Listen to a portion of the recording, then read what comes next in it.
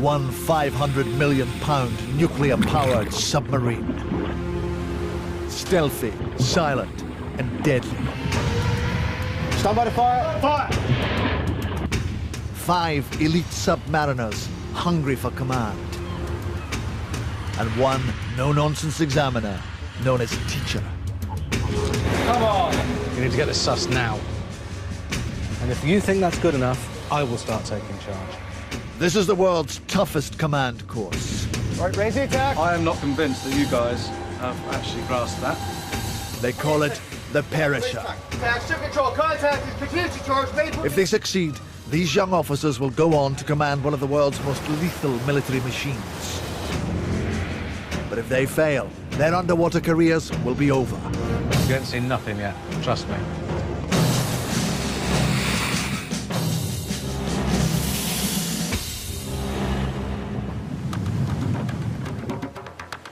The perisher course students are halfway through their 4-week sea trials, learning all the skills they'll need for command the hard way. As well as playing chicken with charging surface ships, they've risked running aground whilst carrying out reconnaissance in perilously shallow waters. And this is the man they've got to impress. Teacher Jim Perks. It's not an easy course to pass. I'm the guy that says at the end of the day whether they've passed or failed. But now Jim has one less student to test. After Gareth Ragg, known as Oily, quit the course. He informed me that he didn't wish to continue the rest of the course. I've made the decision that it's not for me. His career within the submarine service is finished. Him going is another 20% workload on all of us. So 5 perishers have become 4. There are a couple at the moment that are showing early signs that they can do it, and there's a couple that have still got to make that transition. Confident David Filtness, known as Filthy, could be the next to go. Where we are, I don't believe he holds us at the moment. He's just started his search. We're going to be dead then, aren't we? Or could it be American Dan Reese? 20 seconds, down! He's run into trouble with English safety rules. Reverse the plane, reverse plane. English Dan Martin has so far breezed through most of the challenges teachers thrown him. Come right, 350. Well done. Yeah, it's been all right so far. The problem is there's only one way you can go from there, isn't there? 2 minutes, 6 seconds. And intense Jeff Fillmore needs to make sure that stubbornness doesn't get him into hot water. Have you achieved your aim? I want to get closer. I want to get closer to the lighthouse. They've still got, just over 2 weeks to prove to me that they can achieve their goal. So far, the students have been carrying out single missions, evading just 1 or 2 surface vessels or aircraft. Now they're preparing for total war against many more.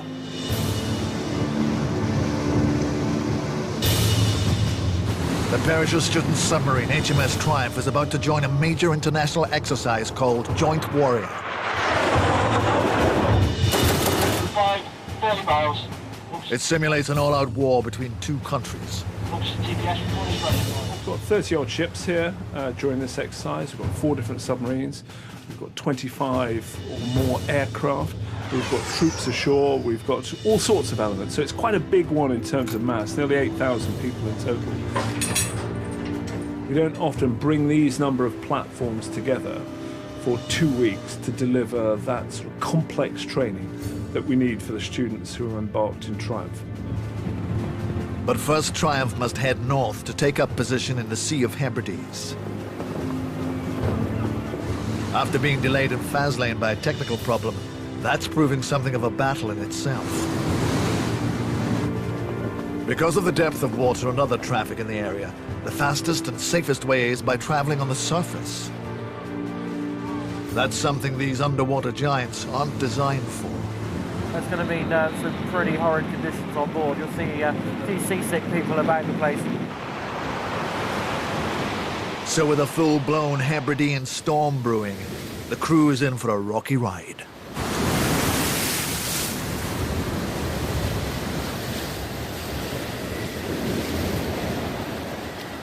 We're having pretty heavy seas and heavy wind. It makes it a little uncomfortable for some of the people, and you'll see some of the guys are a little green in the face. 15 of the crew, including the head chef, are seasick. So down in the galley, Chief Stoker Paul Foran helps out with the cooking. The minute we're on the surface, getting knocked around like a tin can in the ocean, and that's why we're losing so many people. What happens is when it goes into the wave, it goes down, but because of the fin, it tries to twist the whole thing. So you don't just go up and down like that, you actually corkscrew, and that's why it's so hard to stand. And it hurts. Even the hardest sea dog, it just starts to get you, but you don't actually feel sick, you just feel tired. Chief Stoker's cure for seasickness? Curry. Fire in the belly, fire in the balls, and no balls at all. Just got to watch the curries don't all mix in together, otherwise we'll be having mixed meat curry tonight.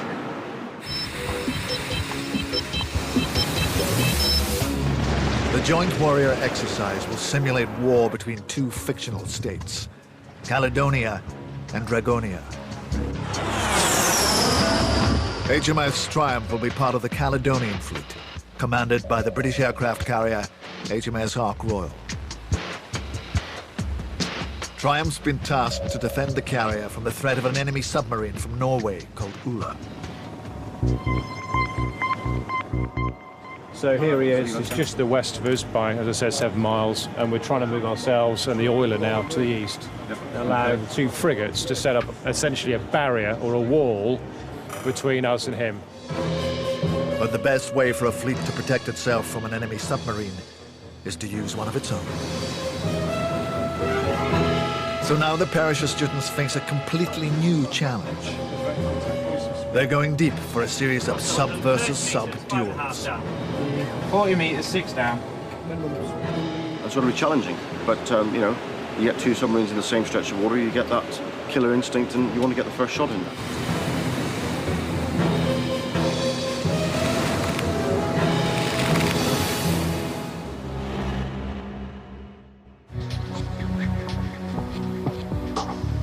Triumph's underwater adversary is the Norwegian submarine Ula. She's a much smaller submarine, 59 meters long, compared to Triumph's 86 meters. 1,000 tons to Triumph's 5,000, and a crew of 21 to Triumph's 130. She's powered by conventional diesel-electric engines. Although she doesn't have the speed or endurance of nuclear-powered units, she is very quiet. So Ula's going to be much harder to find, track, and evade than the surface vessels the students have been pitted against up to now. And she's on day 11 of a 28-day patrol, so she's very settled into the rhythm now. So. The task whilst on patrol is just to detect, track, and attack the Ula. Deep underwater, the submarine's eyes, the periscopes, can't be used. So the students instead rely on sonar, the submarine's ears. When the submarine is below the water line and we don't have our sensors out of the water like a periscope or listening for radars, sonar is the primary method we use to determine what's happening in the world around us. So there's two types of sonar. There's active sonar, which involves us transmitting a ping out into the water and then listening for the reflection to come back or the echo. From that, we're able to determine if there's something out there that's submerged, contact. Marked on fin, it looks like that one out there. The other method is passive sonar. And passive sonar is just us using a whole series of sensors that are attached to the outside of the ship to listen to the sound that's in the water. The Triumph's active sonar is located in the nose of the submarine. Its passive sensors are built into the sides. Both sonar systems can pick up sound from miles around.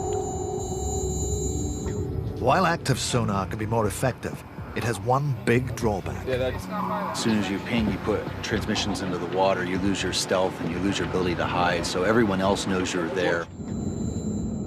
So it will be passive sonar that Jeff will be paying most attention to, as he takes the duty captain's hot seat for the sub versus sub duel ahead.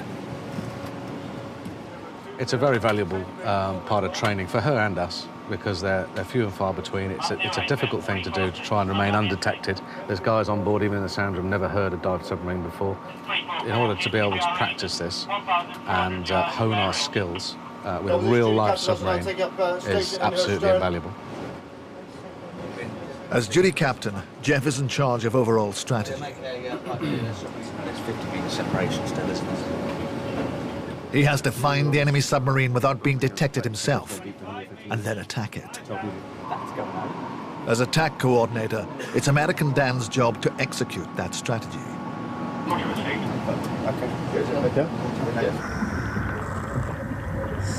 The submarines are now in position for the start of their duel. To prevent collisions, they're using a traffic separation system. Triumph must stay within one depth band, while Ula stays in another. One boat's got the top half, the second boat's got the bottom half, which means that the two boats can go anywhere, including on top of each other, in the same place, without hitting each other, because they're separated by depth. Yeah, we'll stay doing what we do. What I didn't want to do was charge in at speed. The battle begins. And Jeff is looking to his sonar team to detect Ula as quickly as possible. For the moment, we're getting no crossover on the mooring. Indication that they're shallow or deep. So he can strike the first blow. I would suggest you, sir, they put them the same side of the layer as we are, sir. There's an unwritten rule in the submarine world that he who gets the first attack in wins. Doesn't matter how many attacks you get in, you need to get the first one in, because once you get the first one in, you don't generally survive. Because they know where the layer is, and they generally put these... Of course, the crew of Ula knows that too. Ula has crept up on Triumph undetected and fired a simulated torpedo.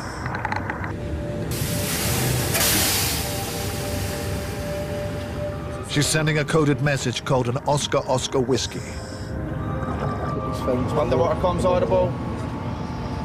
Oscar Oscar Whiskey. She's claiming a hit.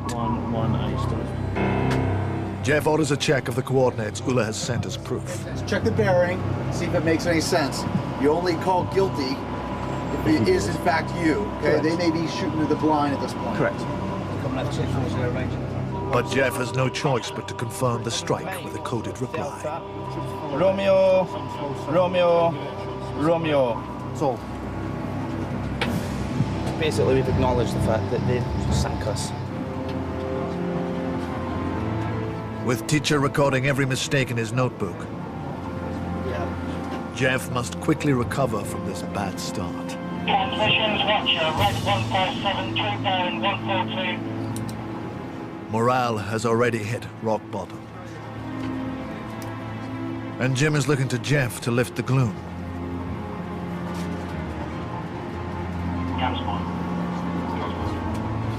But it's not happening.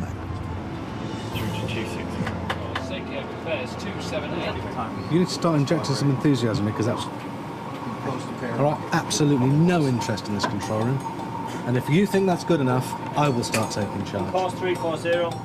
That's the next waypoint, okay? What is supposed to be the most exciting and most fun evolution we do on a submarine. Thumbs up bottoms. It's up to him to push his team.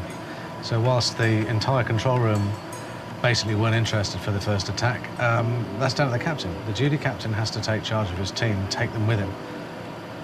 If a submarine crew doesn't enjoy doing what we're doing now, then they shouldn't be submariners. It's as simple as that, as far as I'm concerned. Gents, want a bit of enthusiasm in the control room, a little bit of aggression. This is not an exercise, this is for real. Pay attention, switch on, and let's do this properly, that's all. In the pressure of battle, good teamwork is vital. On the watch, I don't want to be in control of a weapon and do this bit. So the AC will take the weapon. I'm firing, I would... But American Dan and the officer of the watch are fighting their own war. I wouldn't be the AC with a weapon in a submarine engagement.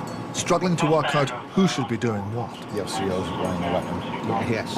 Jeff must quickly take charge of this distraction. Why did you talk to me? I'm not the captain.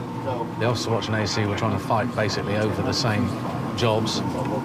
One of the issues that these guys have got to sort out is the relationship between the duty captain, the attack coordinator and the officer watch.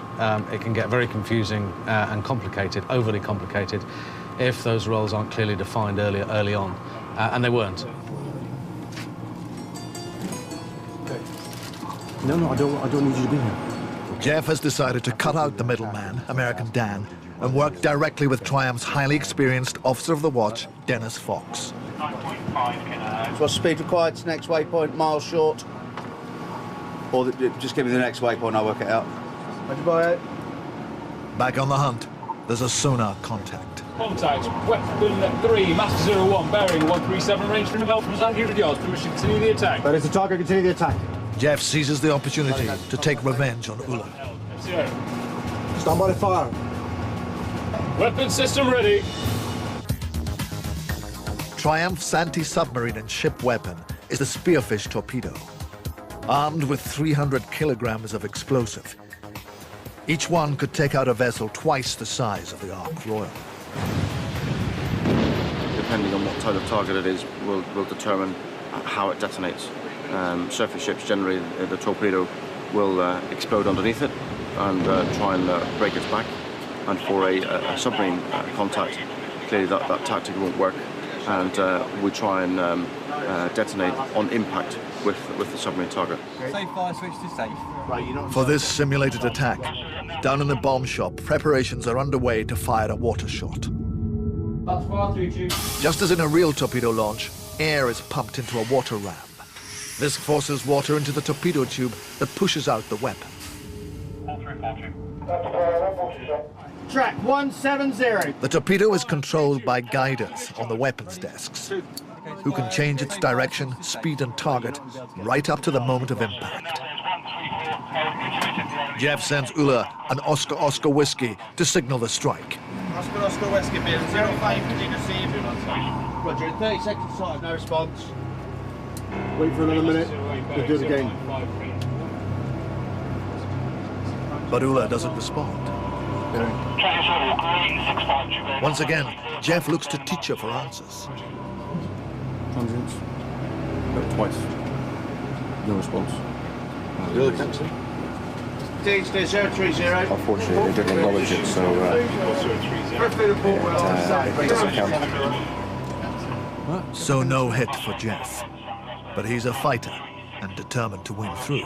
Being in command is about, it's as much about raising the troops and getting what you want out of them when it goes wrong as it is when it goes right. Roger. It's up to you now. You've got to give the people the injection and give people the drive and make it happen. Okay, all positions, all reports, duty captain brief. Gents, that was a much better drill from start to finish, from detection all the way through to the engagement. All positions happy? Yes, sir. Good, right, let's crack on. Officer Watch. Star 15, still 180. You'd have saved yourself a lot of grief if you'd done that. Just stay in these revs. Yes. Although Jeff's finally beginning to act like a captain for the first time in this exercise, Jim makes an extraordinary decision. I've given him an extra 24 hours with duty captain now because he's taking a little longer to settle in and he's taking a little longer to understand what's required of him as a duty captain. So hopefully this extra 24 hours will make him realise what it is he's trying to achieve. Jim's decision is a measure of how far Jeff still needs to go to keep his place on the course.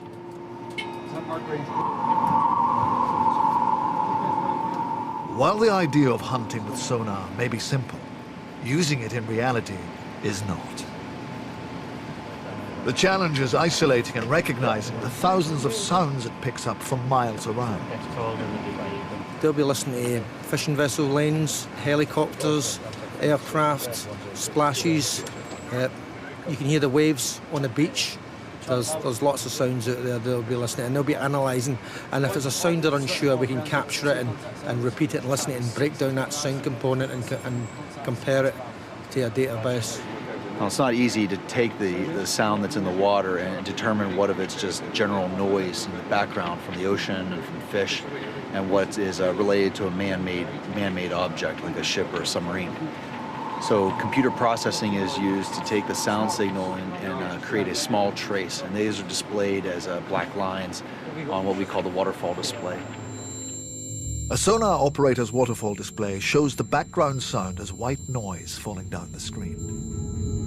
The sound detected from a submarine appears as a distinctive dark line, a unique signature that can be identified. 090.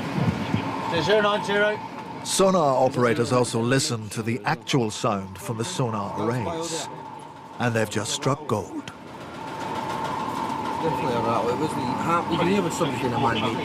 They've picked up a distinctive rattling sound. It's coming from Ula. We can just, he's got a casing bolt or a screw loose, and even at slow speed it's rattling quickly. Very easy to classify as a dive submarine when you a trace and something oral on her. So. Stand by the fire, Master 08. Weapon system ready. Fire. Fire. Fortune. 5 seconds. Too eager to shoot. Yourself into a decent firing position next time. Jeff has missed. He needs to be more strategic in the way he attacks. Submarines have a sonar blind spot, right behind the propulsor at the stern. So the best way to win a submarine duel without being counter-detected is to get in behind your opponent before you fire.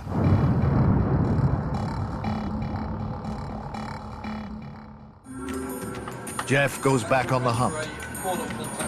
This time, he's creeping up into Ula's blind spot. I'm happy with that, and that ties in with the detection range we're receiving so far. What I want to do now is get in the stern of her, in the stern arcs, and get the trail. Also, happy we got the FCS. Spot on, we'll fire, okay? Right. Stand by the fire, Master 08. Weapon system ready. Fire. Fire. Fortune. 15 seconds, and I want Oscar Whiskey bearing 010. Another anxious wait for Ula's response. Revolution 60. Master 08, bearing 304. Romeo. Order underwater con. And this time, it's a hit. The attack has been Romeo and Kate cancelled down the safety haven. Got him. Yeah, happy. You know, we were up for it. We're ready for it. Right place, right time, that's what you say? Right place, right time. Got a chance to practice some of the drills. Yeah, content. One of several. A few more to go.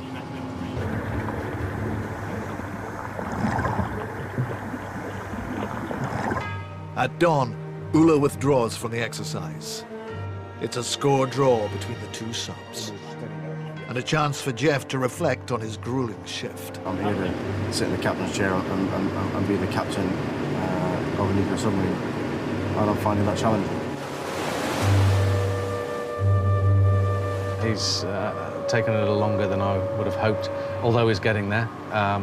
The one thing I can say about that man is he, out of all of them, is the one that wants this the most, so I can't ask for any more from the man. I think he's got it within him to pass the course. I just need to ensure that I do my best to give him the best shot. Next, Jeff and the other students must face an even more formidable foe. A submarine as big, powerful, and high-tech as their own.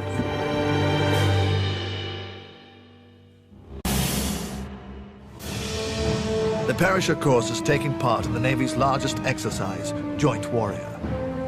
It simulates war between two fictional states.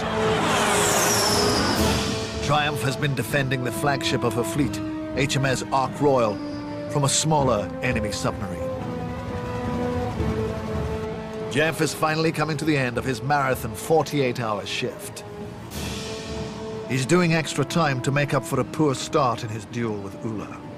I personally learned a huge amount about myself, actually, in the last 48 hours.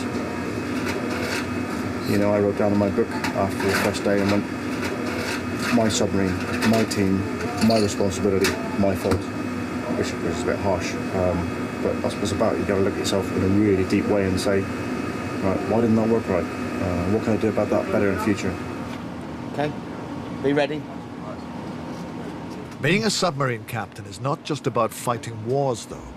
A large part of the role is administrative and managerial. I might be hot bunking there. So Jeff's final duty before going off shift is an inspection tour of the submarine.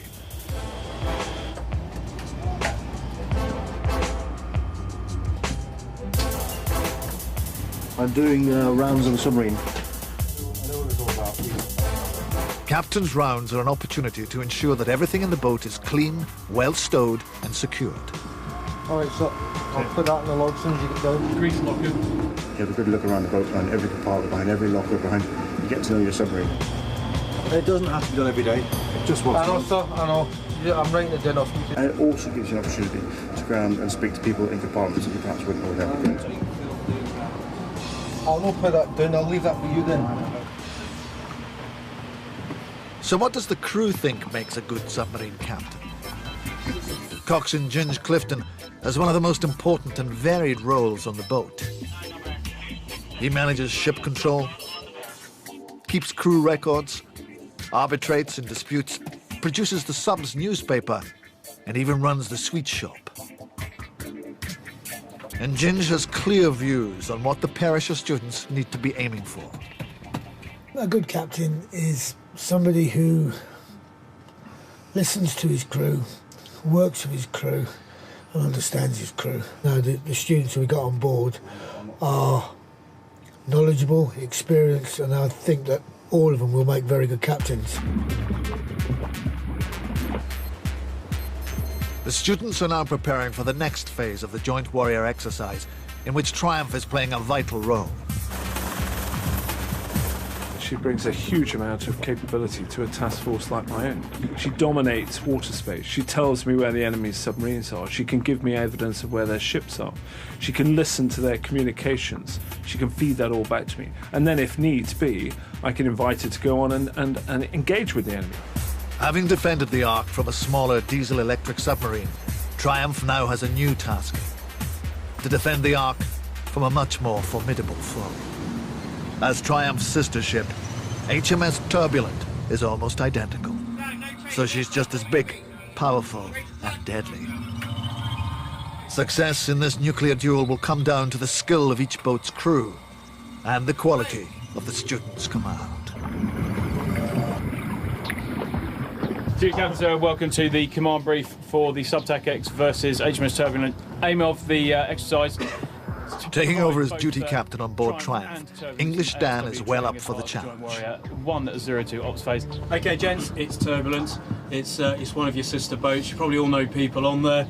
I know people on there. So, you know, there is a question of pride at the moment. So, you know, they'll be as keen to get one up and impress as well. That means we've got to have that same hunger when we deal with this. 6 a.m. With hostilities about to commence, Triumph prepares to run silent, to make it as difficult as possible for Turbulent to detect her. You'll see that submariners don't slam doors. We don't drop things on the deck, because anytime we drop those things or make a noise like that, it can be transmitted from inside the submarine to the hull, and then from the hull out into the water, and someone can detect that. The laundry will be closed, and even personal washing will be restricted. To make water requires us to make noise, and then to get rid of all the wastewater requires us to make more noise. It's just easier to say, don't use the water and don't create the waste.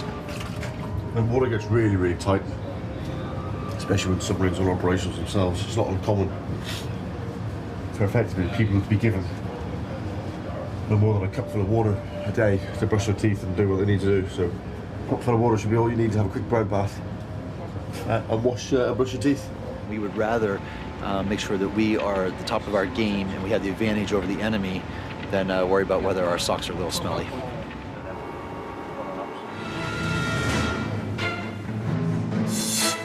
On board Ark Royal, Triumph is given the order to engage Turbulent. But this is not going to be a straightforward battle. Turbulent will be getting the support of an airborne anti-submarine asset that has just flown in from across the Atlantic.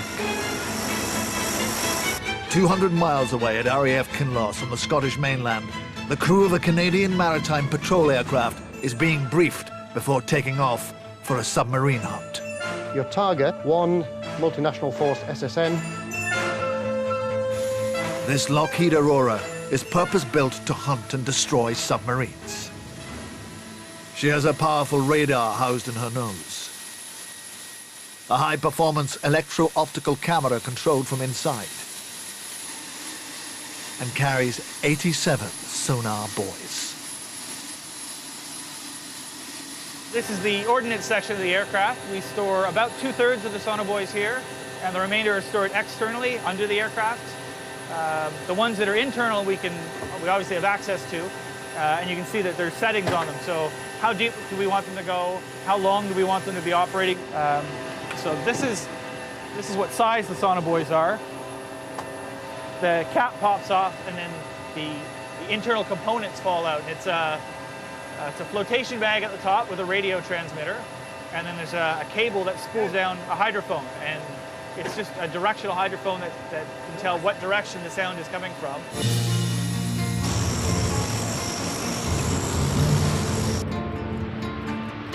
The aircraft typically hunts for up to 6 hours at a time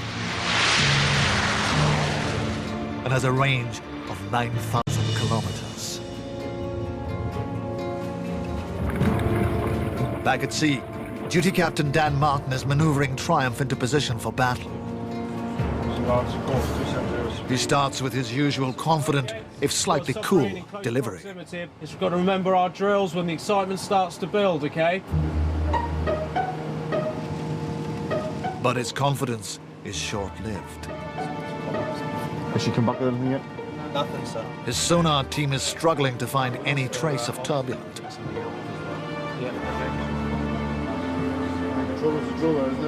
This is a moment for Dan to gee up his troops, but that's not been one of his strong points. Duty Captain, are you happy with this? Sorry, sir? You happy so far? Jim goes in heavy. Are you happy? Yes, sir. You're happy with the way this has gone so far, are you? Yes, sir. Well, I'm not. Listen, you should be unhappy about. The officer watch is the only one that's keen in here. He's looking at that screen, incidentally, which he shouldn't be doing, because you should tell him to go and sort the solution out. All right? Generate some enthusiasm. No one likes to sort of be told they've done something wrong, and it's even harder when it's done essentially in a patrol room full of people. But you just need to pick yourself up and get on with the next events. You know, as long as you make sure you learn from your mistakes, the teacher's happy.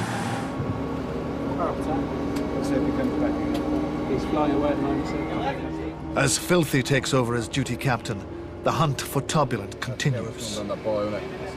Well, at the moment, my command aim is to hunt down Master 09 HMS Turbulent, regain solid contact on her, and get ourselves in a trail. 015. He's been asked to raise Triumph's radio masts above water to contact Ark Royal for further instructions. In a war scenario, with enemies actively searching above, this can be extremely risky.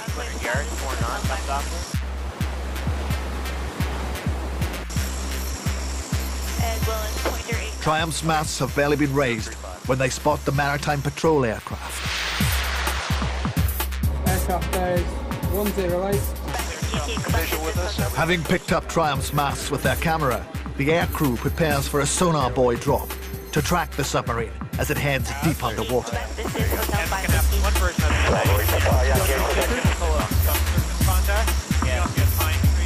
The buoys are placed into one of the 3 pressurized sonar launch tubes and fired out of the bottom of the aircraft.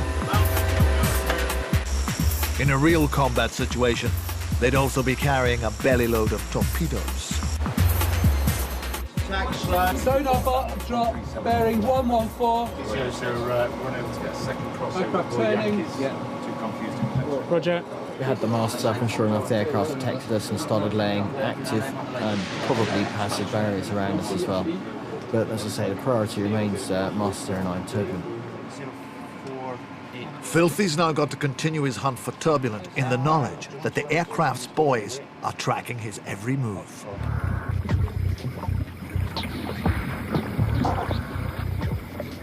Obviously the buoy changes after sunset, but I think the noisiest water is over towards the west, and I think on every occasion, if we can, we want to be able to this.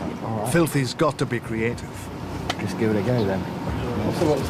His solution is to make use of a natural phenomenon. The temperature and salinity of seawater varies according to its depth. This can create so-called thermocline layers that deflect sound. Filthy has a choice of staying below the thermocline boundary to hide from the aircraft's sonar buoys, or moving above it to hide from turbulence down below.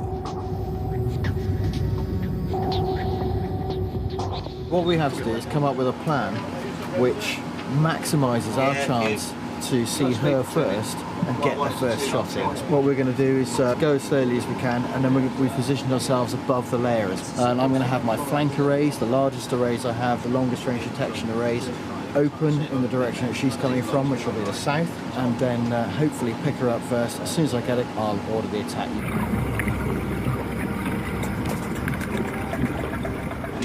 It's a cunning and courageous plan.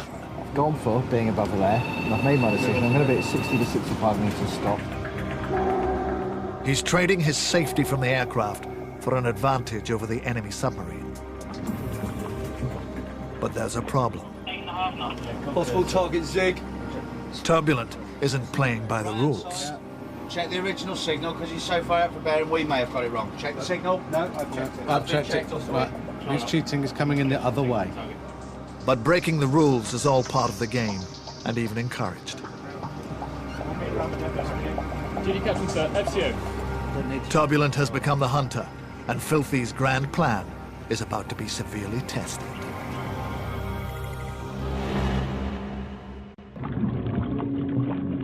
Parachute student Filthy is at a critical moment. He's dueling with Triumph's sister ship Turbulent, but Turbulent's crew is scuppering his strategy by disregarding pre-agreed rules. Here my intention is to stay exactly where we are, as slow as we are, minimising our plane movements. Command aim remains tracking Master 09. If we hold him at 2200, we will be shooting. That's all.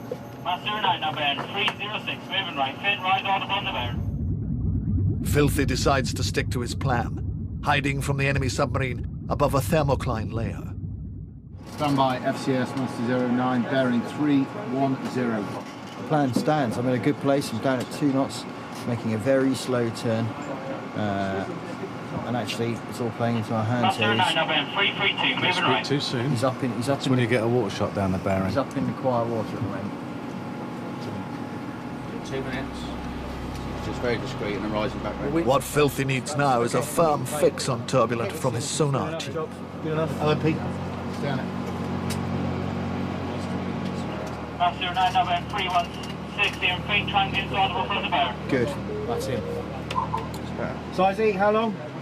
State 2, counterfire established 3 and 4 tube. Weapon system and weapon running state 2, counterfire established 3 and 4 tube, roger. Ship control. It's about 1 minute to firing. Think about pitch angle.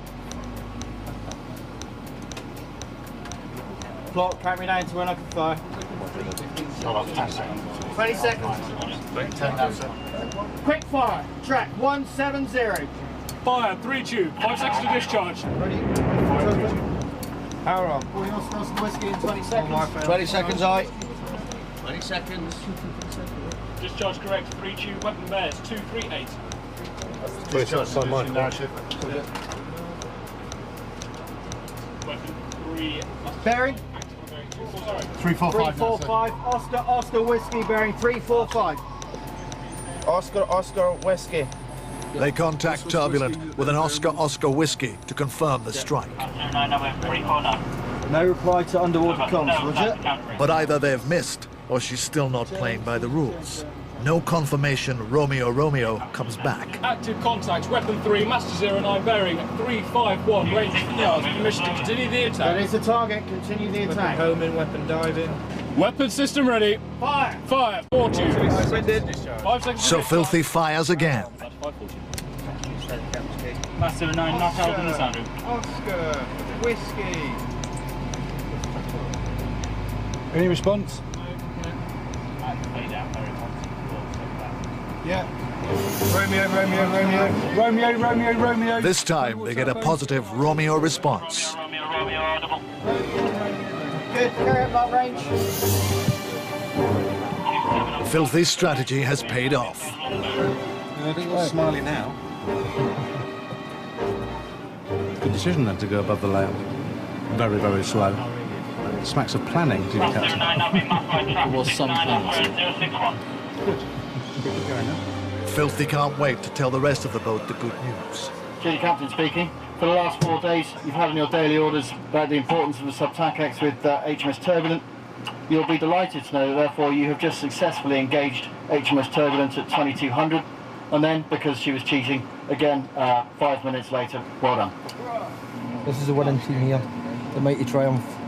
Anytime, any place, anywhere, we shall triumph. Didn't acknowledge our first attack,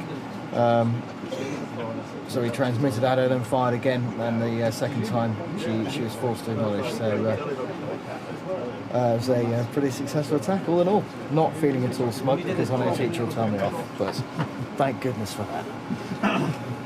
Another half a dozen, and they might realise who's the best in the fleet. Weapon system ready. Fire! Fire! Romeo, Romeo, Romeo. Golf. 0. X-ray. Fade range. Stand by, spearfish attack. Fire! It's a turkey shoot here. It really is a turkey shoot. Do him and keep doing him. Keep doing him, roger. Romeo, Romeo, Romeo, audible. As Triumph keeps firing, Turbulent hasn't retaliated with a single shot. Score is 5-0. Officially it's 4-0, however, the other watch are claiming it's 5. I've never ever heard of it getting beat this badly before.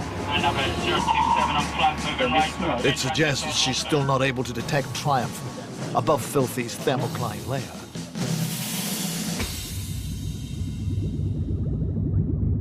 It's 2:30 a.m., 4 hours after Triumph first struck Turbulent. Okay, sorry, come back left, trying to regain her. As soon as you get a good strong hold, we're going to attack. American Dan takes over as duty captain. After being asked to step down as attack coordinator against Ula, this is a great opportunity for him to redeem himself. Stand by fire. Master 09. Stand by fire, Master 09, bearing 004. Sorry, tracking Master 09 base. Fire! Throughout the rest of the night, Dan puts in a tough and uncompromising captain's performance, landing 3 more hits on Turbulent Romeo, Romeo, Romeo, audible under walk-on. with no counterattack. It's been a fantastic 24 hours for HMS Triumph. It's a good feeling. Missions accomplished. The students break away to rejoin the main Joint Warrior Task Force, safe in the knowledge that they can hold their own against highly experienced submarine commanders. They've all shown dramatic improvement. But the perisher course is not over yet.